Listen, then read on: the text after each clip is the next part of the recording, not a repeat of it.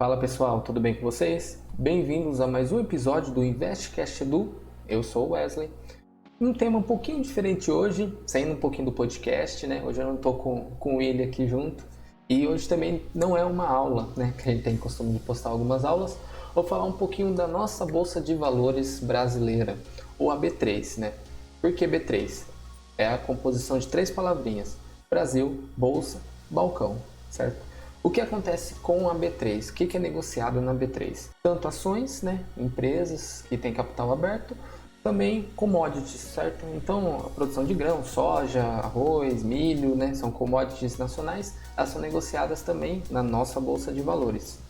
Vou falar um pouquinho da história dela, vou mostrar o site, o que também é aberto para a população em geral, a visitação dentro da B3. Porque hoje em dia não temos mais negociação, né, o pregão presencial, no prédio da B3, porém ela passou por uma reforma onde foi construído o Museu da B3, certo? O MUB3, é bem interessante, eu vou mostrar para vocês também, falando um pouquinho da história do museu, vai estar ali um cronograma falando da Bolsa de Valores e também fazendo um tour virtual na B3, certo? Quem não tem oportunidade de estar visitando a B3 em São Paulo, consegue fazer um tour virtual e ter uma noção melhor de como foi esse avanço por anos e anos na nossa Bolsa de Valores e as negociações que é executada nela.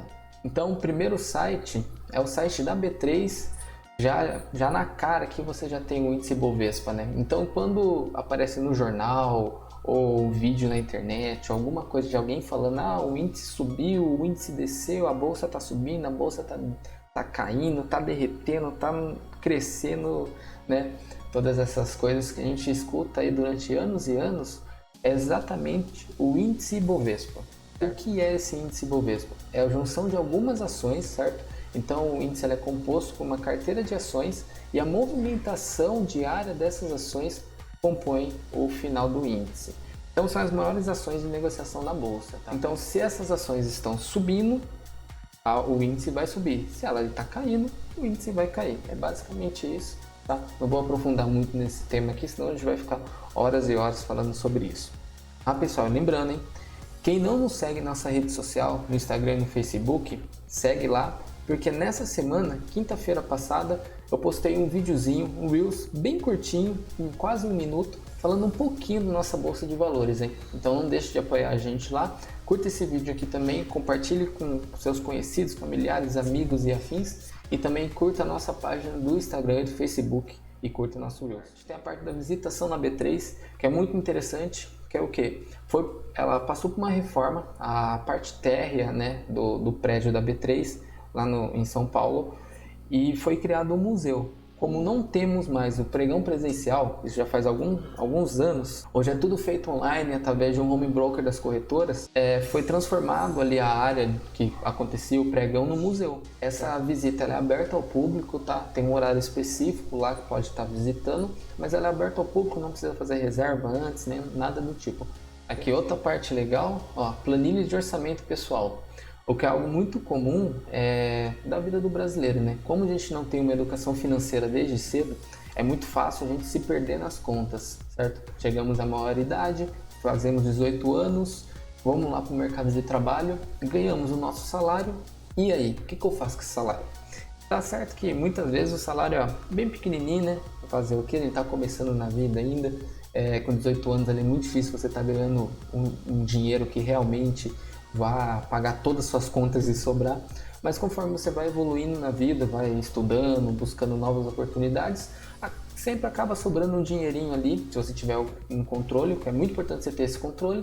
Então, desde cedo, você tem que começar a fazer o controle com uma planilha de orçamento pessoal. Tá? E lembrando, investimento está muito atrelado a duas coisas básicas: o tempo e a sua capacidade de guardar dinheiro, de poupar o dinheiro, certo? Se você consegue fazer essas duas coisas, mesmo que seja uma quantia baixa, coisa de 50, 100 reais, mas se você começa desde cedo a fazer, você consegue criar essa rotina de guardar dinheiro meses após meses.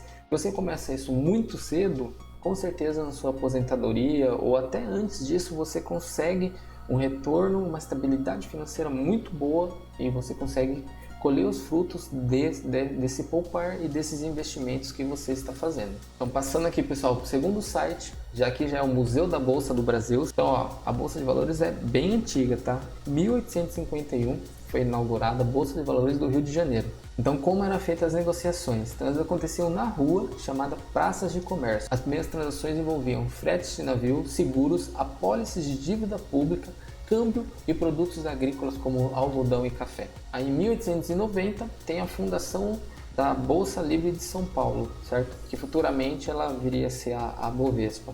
Então aqui a gente já consegue observar uma separação, uma bolsa no Rio de Janeiro, uma bolsa em São Paulo. Em 1895 já temos a inauguração da Bolsa de Fundos Públicos de São Paulo.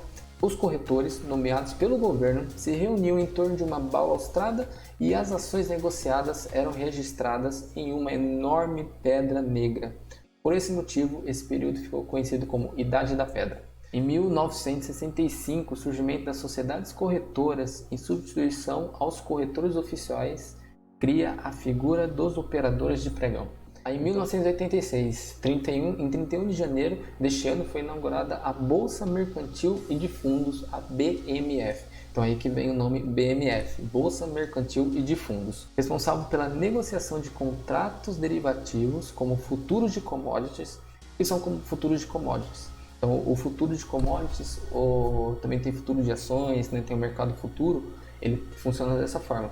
Eu estou comprando o direito de comprar uma ação, uma commodity no futuro por esse valor que está sendo negociado, tá? Basicamente é isso. E também nesse ano é inaugurada a CETIP, empresa responsável pela custódia, registro e operações e liquidação financeira para ativos de renda fixa e derivativos de balcão.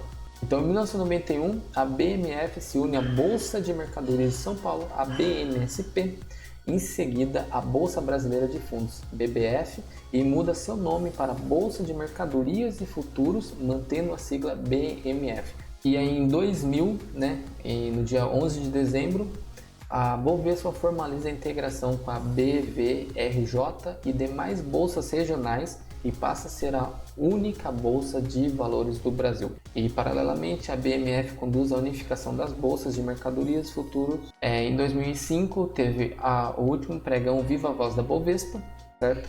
No dia seguinte, 100% das negociações no mercado de ações passaram a ocorrer em ambiente eletrônico, o Mega Bolsa. Então já em 2005, com o avanço da tecnologia, de internet e tudo mais, teve o último pregão da Bovespa. Certo? Então, em 2007, a Bovespa e a BMF deixam de ser associações civis sem fins lucrativos e tornam-se companhias de capital aberto, listadas no novo mercado. O IPO da Bovespa ocorre no dia 26 de outubro e o IPO da BMF no dia 30 de novembro do mesmo ano.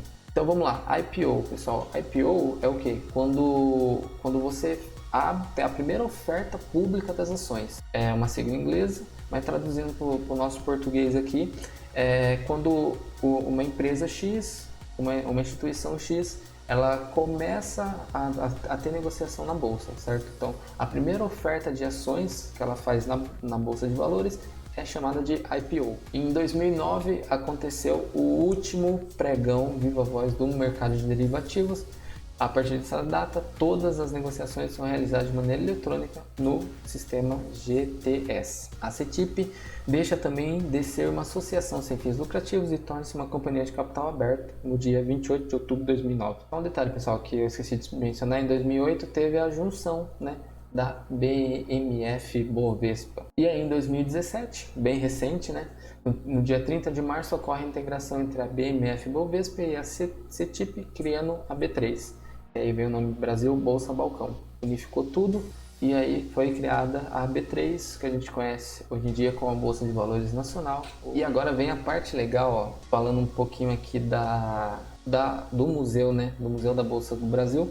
Então aqui é um tour virtual que tem, caso você não consiga ir lá pessoalmente, você consegue fazer esse tour virtual e ter algumas informações. Vou passar aqui rapidinho, pessoal. Vocês podem acessar o link aqui embaixo na descrição.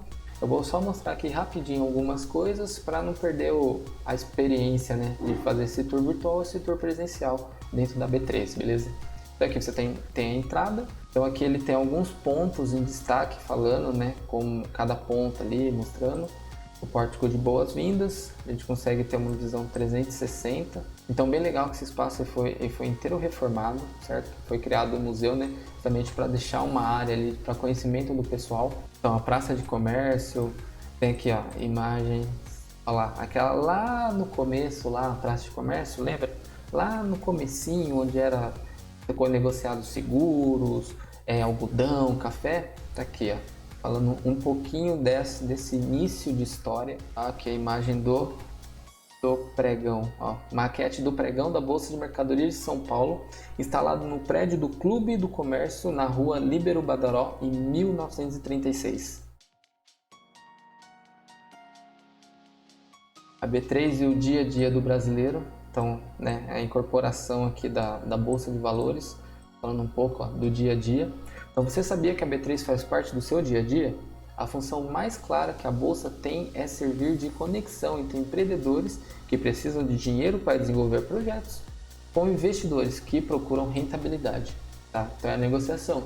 Então, o que é essa negociação? Então, eu tenho a parte das empresas, que a empresa precisa de dinheiro para se desenvolver projetos, algo do tipo, e você, investidor, quer uma rentabilidade em cima disso, certo? Você está investindo, você está se tornando sócio daquela empresa. Então, quando você compra uma ação, você está se tornando sócio daquela empresa. Então, isso é uma visão bem interessante. Então, por isso que é muito importante você escolher a empresa, certo? Que você vai estar pegando o seu dinheiro e investindo nela, tá? Por isso que a gente utiliza muito a análise fundamentalista para isso, onde eu analiso a saúde da empresa como um todo e tomo a decisão de investir naquela empresa ou não, de acordo com essa saúde da empresa, se o patrimônio líquido dela é interessante, se ela está tendo lucro no último ano, em 5 anos, nos últimos 10 anos e assim por diante, tá? A tecnologia, então ó, aquela primeira parte lá atrás, onde o pregão é feito, anotando, então pode ver, tem o nome da Kibon, Mesbla, quem lembra da Mesbla ali?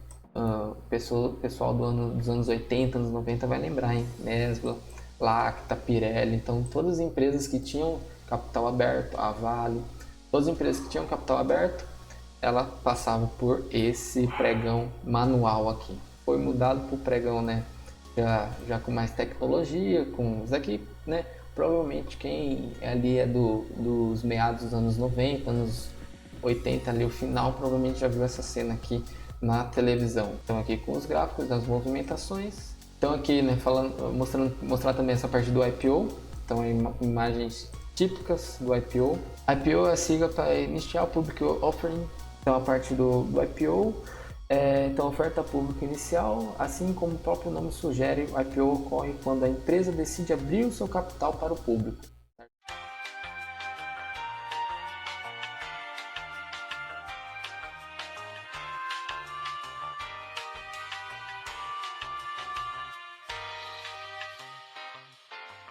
É interessante vocês estarem entrando aqui no site, visitando, né, o Museu da Bolsa do Brasil e também fazendo o tour presencial, é aberto ao público, bem interessante. Quem tiver oportunidade, quem for para São Paulo, quem for de São Paulo, aparece lá, vai lá na B3, aparece, verifica o museu da B3, que é muito interessante, faz parte da nossa história, né, a história do mercado financeiro, e vem evoluindo a cada dia mais. Está sendo cada vez mais rotineiro, cada vez faz mais parte da rotina do brasileiro, a parte de investimentos, a parte de fundo imobiliário, a parte de ações, a parte de renda fixa, a parte de tesouro direto também é muito interessante, e é muito importante que você procure um auxílio, certo?